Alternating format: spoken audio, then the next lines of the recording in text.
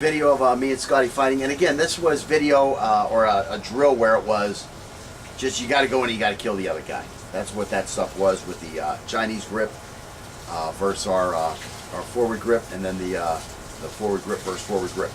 That was the object. It was just you got to go in and you got to try to kill somebody. So no playing around, no dancing around. Just get in there, get the job done. So that's the video you saw. Now the most amazing part of this footage, which I hadn't mentioned to Scotty yet, so probably he'll agree. Did you cut yourself with your own knife at any time?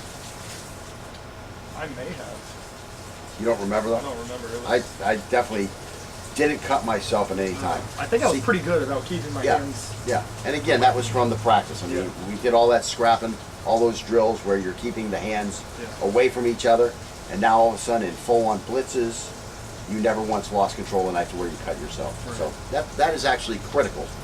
That's critical. What was I reading? I was reading that book, Little Black Book of Violence, right? And the guy was talking about, one of the main authors was talking about, he had somebody try to ambush him with a knife one time. And as they're fighting, he sees a lot of blood. And he figures that he just got the shit cut out of himself because the guy had ambushed him with a knife. And they're fighting with a knife, and he finally kind of gets the kid turned. I can't remember the details, but he gets the kid turned, or he smacks the kid a couple times, and the kid goes running off who had the knife. So the guy is actually sick to his stomach because he thinks he's cut so badly, because he's learned about what knives do, and he knows what knives will do, and now he's thinking, I'm cut badly, I'm definitely damaged. He's not feeling any damage, just from the what you would feel from, a fight. Yeah. But he gets to his car and he pours water on his hands to see how bad the cut is. I mean, do I need to tourniquet myself? This type of stuff, because he's in the parking lot by himself at this point. And when he gets everything clean, all the blood is gone. He's like, where's the blood? Where am I cut? And then he realizes he's not cut. He didn't get cut at all. Yeah. So where'd all the blood come from? Well, who had the knife? The kid had cut himself several times and maybe, cut a major artery. I don't know. He didn't go on with a follow-up of, did the kid get arrested or whatever.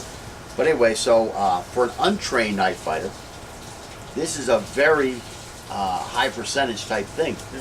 When you get in there and the two bodies are really clashing and you're just stabbing and working it on like that, it's very likely that you will cut yourself. I mean, it could be nothing more than you stab and the knife slides in because the grip isn't good, or because you hit a bone, or because the knife has gotten some blood on it from other cuts and now it's slippery. You don't have a nice grip to where you're not going to lose grip on that, where you're not going to be able to maintain your grip on the knife. And now you slide on the blade.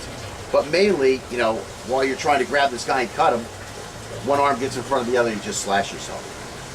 So that's what was amazing. If you watch the videos, maybe you can point out to us, at 4 minutes and 23 seconds, it looks like somebody cut themselves. Yeah. But I definitely don't remember anything even close with my knife work. And again, I'm asking Scotty, do you remember it all hitting yourself? And he's saying, no, I don't remember it all hitting myself with a blade. So again, that only comes from practice. That only comes from practice. If you've never knife fought, or you get one of your little brothers or a friend, and you want to train with him, because you want to train with somebody who has a knife fight, and you just have a little go-off session on each other, you're probably going to find he might not remember it because it'll be pretty much a intense event for him, his first time. But if you have video of it, you'll probably see several times where he cuts himself. So again, that is actually a huge advantage of learning to be a skilled knife fighter, is that you won't cut yourself with a knife because you learn how to move yourself in such a way to where you're not cutting yourself. So anyways, that was the end of lesson 9. Again, it's a pretty short lesson. Like I say, we had done so much knife work earlier on that usually he wouldn't have done if it was just a regular course where I was just zipping you through in 10 lessons, with the basics. Then we come back a second time and we get into more of the combination attacks, that type of stuff, which we did get into. So, we had already done a lot of this. Plus, we had a couple, free sparring sessions that weren't on video, or maybe on video by the time I get those videos edited. So we had already done a lot of that. And again, when you do this stuff, it's not like a walk through the park. I mean, you are getting beaten up. Your hand is smashing into somebody in an angle that, you know, it's really not made for smashing into people. You know, hands are hitting hands, hands are hitting elbows.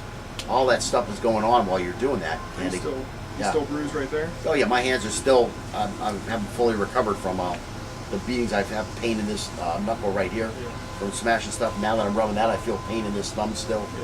Yeah. My thumb's still jammed up. Yeah, from weeks ago. And of course, that's what I'm saying. Yeah, also, you know, we've been doing this for weeks and weeks and weeks.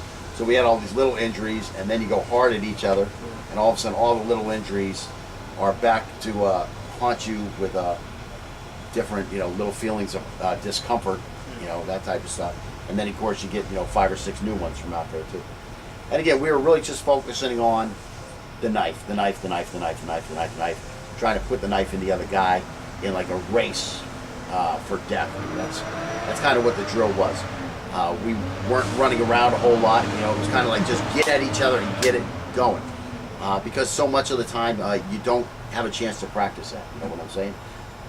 What you'll see in a lot of knife classes is you'll see 2 guys dancing, playing tag with a knife.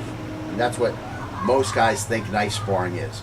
Okay, if you think that your assailant is going to be nice enough to fight in that manner, okay, you haven't seen a lot of real knife fights, and you definitely have never been in a real knife attack. Okay, they shouldn't call them knife fights. They should call them knife attacks, because when it happens, this guy is just single-mindedly trying to put that blade on you, either with a thrust or with a slash. I mean, that's all there is to it. And they're coming directly at you, and sometimes that helps you out. Sometimes that almost makes those karate techniques seem plausible. But the problem is if the guy has any skill whatsoever, he's going to be retracting that knife as quick as he sticks it out there. And here comes another strike while you're trying to grab a limb somewhere. You know, it's been retracted, and here comes the other thing. And so you better have practiced that. And again, that's the biggest point, is, you know, doing things different than what maybe your instructor taught you in the past, or doing things different than what you had been taught a knife fight was like. I mean, you know, yeah, those techniques where you just reach out and grab them, that's good. Put that in your bag, no problems. But you better be ready for the other guy who's coming in and gonna stab you and thrust you 15 times in 3 seconds. And that's a little too quick. 15 times in 5 seconds. You know, maybe 3 per second is pretty quick. I mean, you better be ready for that kind of attack. A 3 per second attack on you. And now start trying to get your trap on that thing somewhere when it's going in and out and coming back and forth like this. I mean, you better know how to attack the upper limb to slow this thing down. You better know how to get in here before he has a chance to get the knife out here. So that would be coning in, that type of stuff. Those skills are all critical when you don't know how the guy's going to attack you. Again, in the dojo, you know how the guy's going to attack you. You're all ready to roll. And we lose that because of heat.